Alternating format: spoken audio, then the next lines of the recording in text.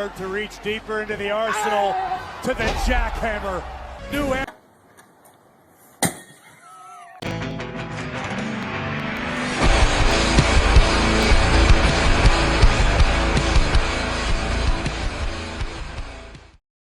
Hello and welcome to our wrestling perspective. If you like what you see, give it a big thumbs up. And if you want to make it your wrestling perspective, all you need to do is add Y. But this is the episode 4 of our weekly perspective. We've done 3 before. Is this the end? We do not know. But we will be covering the week's worth of wrestling between the 24th of February 2020 all the way up to the 1st of March 2020. Yeah, I know there's a couple pay-per-views in there, a lot of wrestling shows, an unhealthy amount of wrestling. Before we go on, you're probably thinking, what's this douche with his sleeve up? I just got a new tattoo, so I have to keep cream on it and that. So by having a t-shirt on, it's a no good. It's a no good. So let's kick it off. Let's review this week of wrestling, and we're gonna start off with... That might be a helicopter instead of a plane. That's a new one. Add it to the radar. So let's do this before we were rudely interrupted by a helicopter. We're going to start off with the WWE, the big doses. That really hurts my head for later on what happened. But we're going to start off with none other than Monday Night Raw. I think I'm getting the hang of it. Anyway, I'm going to do it each time, whether you like it or not, whether it's cringy. For Monday Night Raw, I'm going to put the 5 points. We're going to make this quick because the video is going to be long as it is. Humberto Carrillo versus Angel Garza was surprisingly very good. Kevin Owens and Randy Orton having a feud.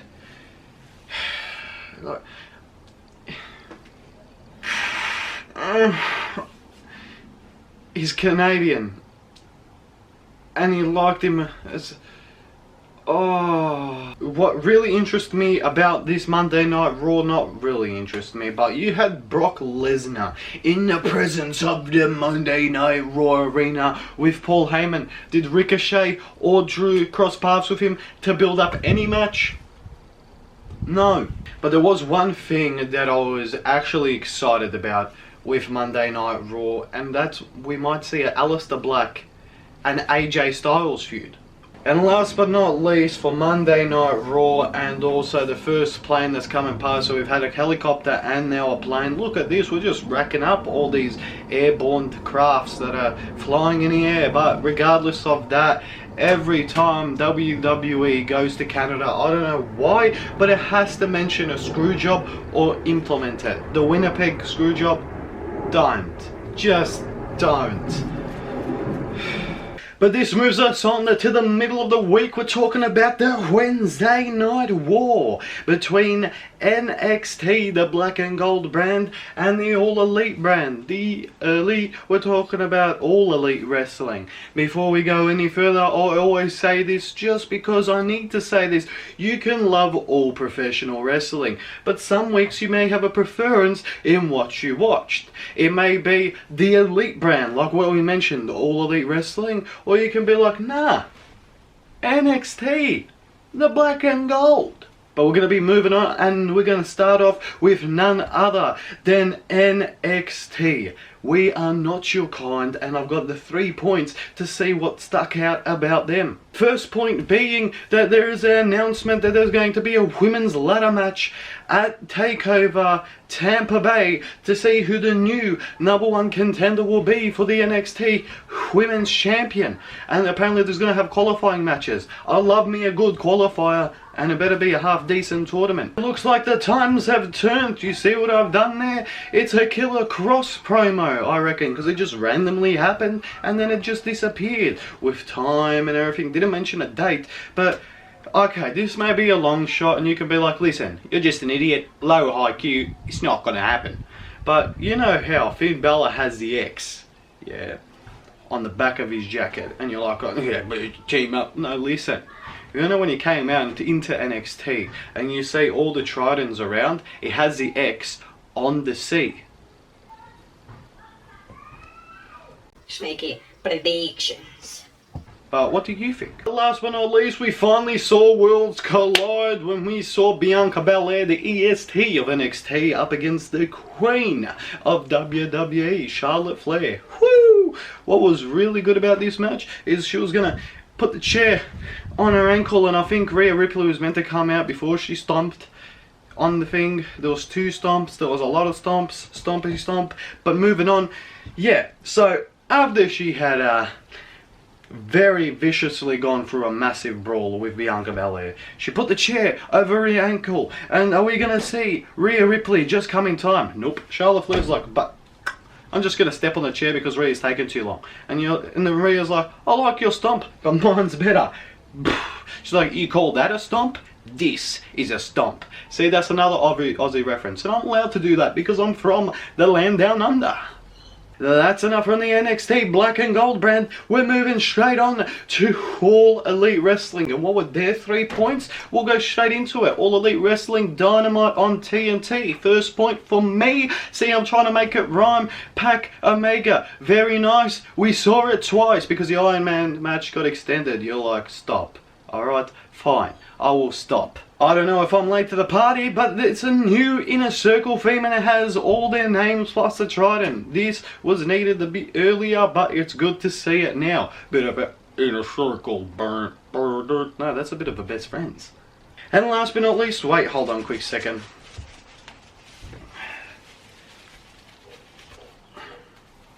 Since the last thing that ended off All Elite Wrestling was a brawl, and you had Jericho and Moxley, and that was what it was stemmed from the actual weigh-in. See, my dogs were barking. There was a lot of blood spilt because Jericho hurt his nose. But yes, that's correct. Since there was bloodshed, as a referee, as an official determining who won this, I have to put on gloves because it was a bloody situation. You're thinking like, why didn't you do it last week? Well, I'm introducing it now because there's OH&S protocols. Isn't that right? I'm not going to show him on camera because he doesn't like to be on camera. But it was a fantastic brawl to end it off because it's leading up to none other than the first pay-per-view of the decade for All Elite Wrestling. AEW presents Revolution. This is a revolution. So many ads are stuck in here. So, ding-a-ding-a-ding-ding, who won for this week? I can finally take off the gloves because the match has been determined. We can throw up the X because NXT has been obliterated and AEW wins this. So they're currently 2 for 2. Episode 1 and 2, NXT did it for me. But now, episode 3 and 4, AEW is getting more of a rule. I know, you're like, stop with the rhymes. Now we're moving on to NXT UK. This premiered right before Super Showdown, so it was a really tiresome schedule for me to try to stay up to watch it, but I still managed to get through it because you know why? NXT UK is awesome, not like the other main roster brands Raw and SmackDown. But the main 3 points that stuck out to me, we saw Cassius Ohno back. Fantastic. Brian Kendrick and A-Kid, they run the rounds and they do a fantastic showing of a match. I love it because I'm a fan of Brian Kendrick as it is. And an I Quit match for the women's division, Kaylee Ray and Toni Storm, they just... Whew, I was so happy. And then I had to watch Super Showdown. So straight after NXT UK we moved on to Arab Mania. I'm not taking that back. There's only 5 points that I tried to get out of it, and this was a stretch. I gotta say, rest in peace Ricochet. That's 1 point. Rest in peace Fiend. That's another point. The whole showing of R-Truth was fantastic, but only one choker slam by The Undertaker to take out AJ. Corey Graves giving away the result of the Tag Team Championship match before it even started. Before New Day came out and Miz and Morrison were already in the ring. Yes, if you play it back, you can probably find these snippets. He says clearly on commentary, there will be great champions to come. Mentioning this about Miz and Morrison winning the belt. So, not only did you spoil a match that I already knew was probably going to come out of it, but come on, mate. I know the heat's getting to you over there. And the crowd always cheers when it gets its own version of The Undertaker. Dong Mansoor. He comes and he has this undefeated streak where he just abolishes everyone. How about just give him like a Saudi Arabian championship? Make him beat Braun for that green belt, maybe? And that was to end Arab Mania, Super Showdown. I'll dress it by its actual name now. And hopefully WWE programming can't get worse. This moves us all the way onto the blue brand, the brand that's on Fox. You can forgive me for my nearly slip of words there, but we're talking about SmackDown on Fox. And I've got 6 points for this. I know, 6 points. You're like, that's a stretch. But these are kind of valid points, how we saw it. And this is the points. Bobby Roode had a rip in his jacket. That's a glorious rip. We are going to see now a 3-on-1 handicap match for the Intercontinental Championship at Elimination Chamber, which really worries me. Is Braun going to destroy Shinsuke Nakamura, Sami Zayn and Cesaro all in one package? Just like, haha, stay out of the division, mate. This time of SmackDown I was blessed because I needed a reason to leave the room to go to the toilet, and it was perfect because Sasha Banks returned. Oh, hate on me as much as you want. I'm just not a fan of Sasha Banks. That's why I took a legit poo. You had Michael Cole slip up on his words on commentary when Braun Strowman was coming out on his entrance and nearly called him Brown Strowman. It was hilarious. I just found a little bit of a giggle. What really confused me with this whole chamber build-up, you had Sheamus keep saying that he's going to be in his chamber, but now there's no mention of this chamber because Roman went in. I'm not mentioning the Roman and Goldberg. I'm not going into that because that hurts my head as is, because there's another plane. I'm not going into it. But what chamber is Sheamus in? See, I'm botching because this whole SmackDown was just, what? But to end off the blue brand, SmackDown on Fox. Did you see that? Cena's like, nah, not doing it. Not being a part of WrestleMania. And then we see The Fiend come and point at that shine and say, listen, how about me and you? We do it there, Mike. What do you reckon? And then Cena, he's like, a bit of a tip of the hat. I should have wore a hat. Hold on a quick second. And then Cena's like this. Them boys line up and down. Now, straight from the WWE, we're moving on to other wrestling. We're going to cover other wrestling promotions. Now let's move on to it. Woo! Yes, for NWA Power, we move on to Into the Fire. But they don't even have that theme anymore. They don't have the retro feel. They go for the full boom. And then it has that classic retro wrestling. It's like, alright, what universe have I jumped into now? But the 3 points that stuck out to me, you know what, I'm becoming a very big fan of us, the initials that spell Aaron Shooter Stevens. Because not only is he getting that much heat on himself, but he's also managing to get question mark over. Don't call him a marker. Fantastic. Third degree. Then we see Marty Scurll pop up the villain and say whoop whoop to Nick Aldis and say, mate, get in the ring, whoop whoop. And he didn't want to get in the ring, so he's like whoop whoop, jumped out of the ring, and then they went to a little scuffle, and then Nick Aldis managed to get away, and Marty, he left him high and dry, and Marty's like, yeah, whoop whoop, he's gonna get him next time.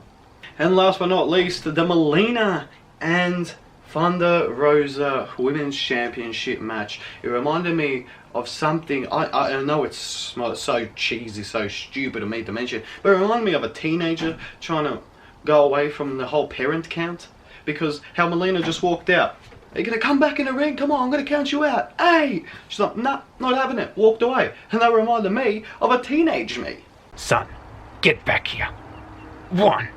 No, I'm not coming back there.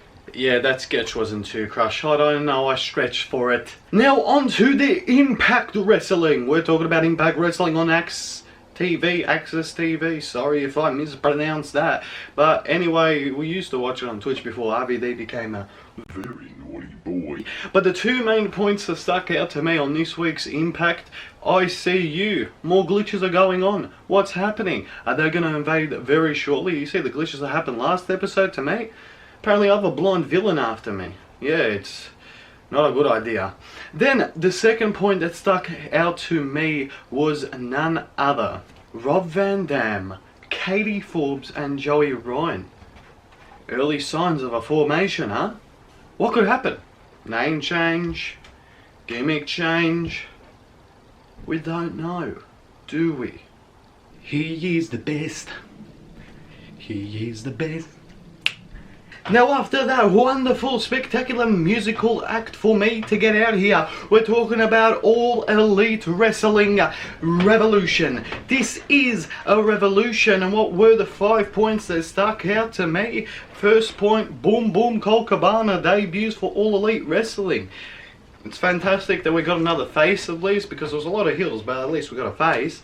Then we're moving on to the second point. Second point, that whole Darby Allin and Sammy Guevara match, it was fantastic, and it was kind of seeing like AEW originals go at it, and they tore the absolute house down. I actually really enjoyed that match. I was probably thinking, why didn't Sammy have someone by his side? But the match was good when he tried to get him with the skateboard and then Jake Hager grabbed him without a singlet. Yeah, Hager without a singlet. Then we had the amazing tag team match. Well, it kind of went longer than what I expected, but if the Young Bucks are going to have a tag team match and not have one in a while for the belts, I'm guessing they're going to put on a 60-minute classic and make Meltzer wet his pants. But we're talking about Omega and Kenny Omega retaining those belts to hold up those pants. Well, no, championships, sorry. And then Hangman is grabbing the ropes and he's teasing he's not even going to hit a Young Buck. He was teasing that he was going to turn on Hangman. Don't do this. I don't like single wrestlers being tag teams as they are, but the fourth point that stuck out to me for All Elite Wrestling, this is a revolution. I honestly